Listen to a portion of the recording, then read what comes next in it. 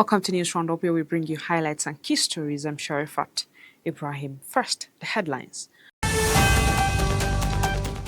President Tinubu approves increase in military pay package.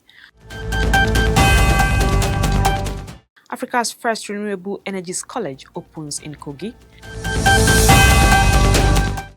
Kogi backs SAP's policy for agro-industrial growth. FIFA president secures African backing amid rift with UEFA. Now the news in detail. President Bola Ahmed Tinubu has approved a new salary structure for personnel of the Nigerian Armed Forces, with personnel pay rise ranging from 30 to 80%.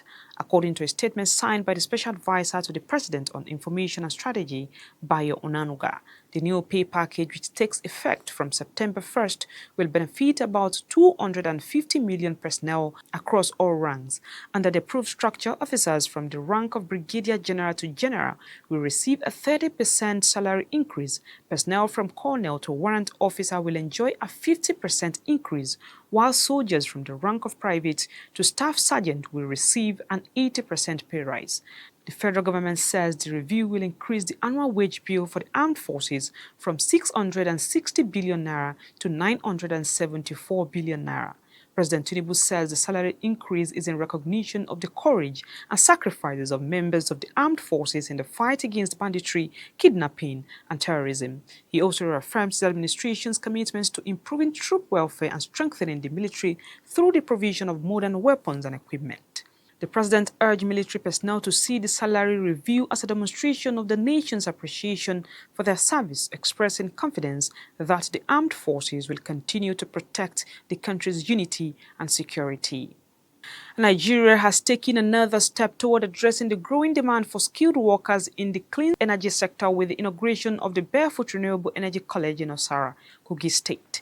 The vocational institution, described as the first of its kind in Africa, is expected to train engineers, technicians, entrepreneurs, and other professionals in renewable energy technologies through hands-on, competency-based learning. Speaking at the inauguration, Director General of the Energy Commission of Nigeria, Dr. Mustafa Abdullahi, said the college was modeled after India's Barefoot College and designed to make renewable energy education accessible, regardless of educational background, while building the technical workforce needed for Nigeria's transition to clean energy.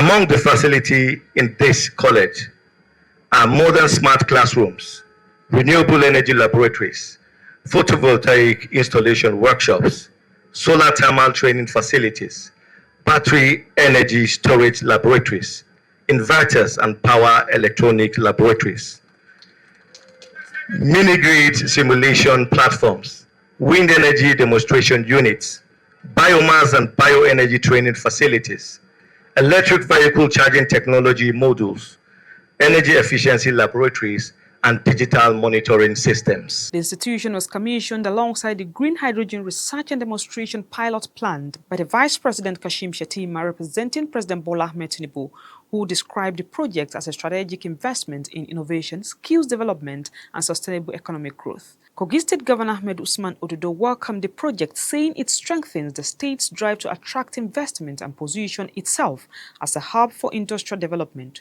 While the Vice Chancellor of the Confluence University of Science and Technology, Osara, Professor Abdurrahman Salao, said the new college would expand opportunities for research, innovation, and workforce development in the renewable energy sector.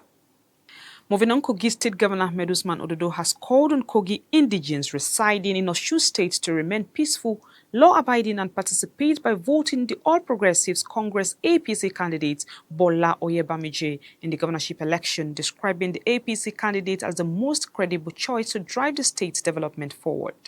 Dominion Yakubu report. Governor Ododo made the appeal at a meeting with members of the Kogi community in Oshogbo, the Osun State capital. The governor said Osun State stands at a defining moment and urged the electorate to embrace the Progressives administration that will deliver tangible dividends of democracy, insisting that the APC governorship candidate possesses the experience and capacity to reposition the state for sustainable growth. He urged Kogi indigenes not to allow themselves to be intimidated or used as instruments of violence, emphasizing that democracy flourishes where citizens embrace tolerance, dialogue, and mutual respect.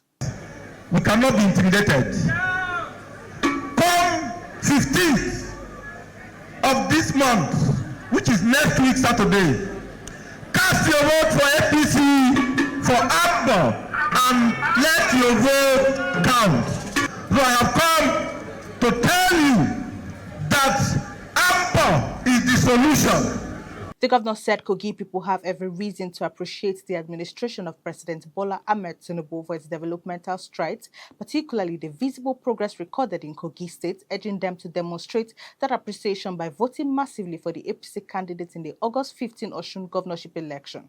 And I want to assure you that the good people of Kogi State, we have all resolved to appreciate Mr. President by making sure we deliver you come 15 August 2026. According to him, the achievements of the APC-led federal government and the level of development witnessed in Kogi State under the Renewed Hope agenda provide compelling reasons for Kogi indigents living in Osun to align with the party by supporting Bola Oyebamiji at the polls. I am Dominion Yakubu. The news roundup is coming to your Lugat TV. We'll be back shortly. Stay with us.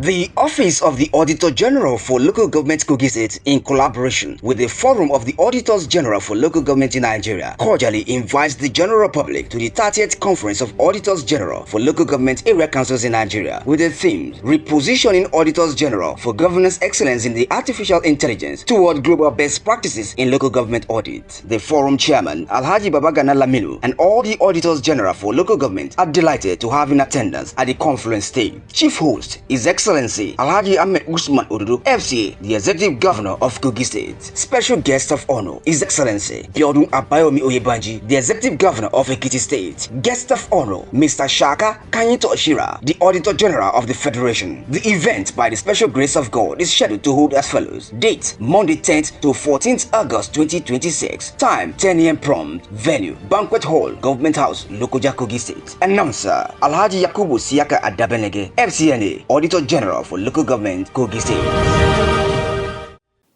Welcome back.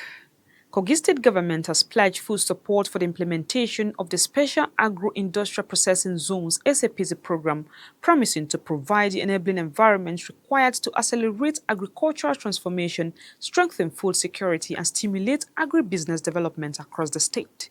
The commitment was reiterated at the SAPZ Stakeholders Validation Meeting held at the Shehu Musa Yaradua Center in Abuja, where key stakeholders reviewed the operational framework of the policy, implementation strategies, and the responsibilities of sub-national governments in driving grassroots impact. Umamat Musa report. Speaking on behalf of Kogi State, the Commissioner for Agriculture and Food Security, Honorable Timothy Ojoma, said the state is fully aligned with the federal government's vision for the program and remains committed to creating the conditions necessary for its successful implementation.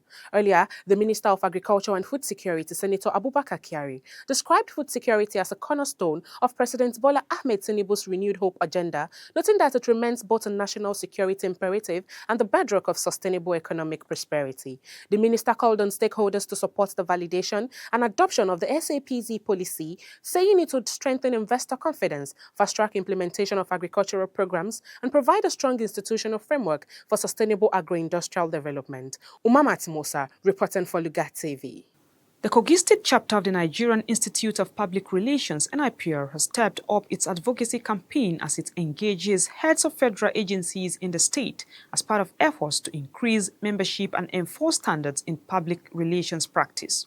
Chairman of Kogi NIPR, Ismaila Isa, called on the heads of agencies to partner with the institute in promoting professionalism and ensuring proper placement of officers with the right qualifications in public relations positions in federal establishments in the state. Issa described the federal agencies as the closest representatives of the federal government at the state level, making their cooperation essential to entrenching effective strategic communication across both public and private sector organizations in Kogi State. We are working together hand in hand to ensuring that we deepen the practice of public relations, professionalize our practice and our operation in such a way that some of the challenges we have in information management with respect to people appointed as spokespersons who are not competent and qualified, we can limit the tendency of the disaster that they create for organizations. In the course of our advocacy visit, which we've started since the beginning of this month, going up to the end of next month, we are going to come to visit some of you in the course of it, and then we'll engage with you and ensuring that those of our colleagues who are in your establishment are not only properly placed and given their due recognition, we also encourage you to help us in promoting the ideals of the NIPR Act, which enhances not just the practice of PR, but also ensure that our colleagues who are doing the kind of job we do as spokespersons are properly categorized. He stressed the need for stronger compliance with the NIPR Act as it helped curb professional misconduct, noting that the partnership could open doors to broader collaboration that would benefit the state. Responding on behalf of the agency heads, Mr. Gabriel Audu, coordinator of the Federal Character Commission in Kogi State and chairman of the Heads of Federal Agencies Forum, praised the initiative as timely and pledged the group's support for the chapter's activities. He applauds the NIPR delegation for considering the association worthy of the visit. High point of the meeting was the decoration of Adegbe as an advocate of the NIPR Kogi chapter by the chairman. And on sports, FIFA President Gianni Infantino has received a major political boost after the Confederation of African Football unanimously endorsed his bid for a fourth term in office. According to Reuters, the backing from Africa's 54-member association strengthens Infantino's position ahead of next year's presidential election, despite growing criticism from European football's governing body, UEFA. The report says UEFA has maintained its threat to boycott parts of FIFA's governance process, citing concerns over transparency following a controversial proposal to sell a stake in the commercial rights of the FIFA World Cup. While FIFA has suspended the decision and pledged to review its decision-making processes, Infantino continues to enjoy stronger support from many football associations across Africa and Asia, leaving him well placed ahead of the election. And that is it on this week's episode of News Roundup. Until next week, I'm Sherifat Ibrahim. Thank you for staying with us.